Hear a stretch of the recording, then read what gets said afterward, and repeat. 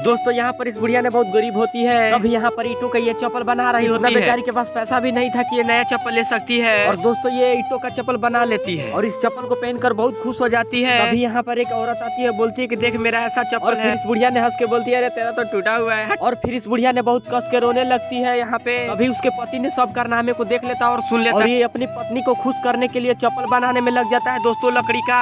और हमको तो लगता ही नहीं है कि ये बूढ़ा ने बना देगा चप्पल लकड़ी का। और आप सबको क्या लगता है दोस्तों कि बूढ़ा ने बना पाएगा? तो कमेंट करो यार। और क्या ही बोलूं दोस्तों, इतना ही देर में तो ये बना के बूढ़ा चकचका देता है चप्पल को। और आप लोग भी अपने गरीब मामा पापा से प्यार करते हो तो वीडियो को लाइक और चैनल को सब्सक्राइब जरूर करना। दोस्तों यहाँ पर इसे बूढ़ा लो ले जाकर दे देता है चप्पल को, और यहाँ पे बुढ़िया बहुत अच्छे से खुश हो जाती है और बोलती है अरे वाह आप क्या मेरे लिए बना दिए।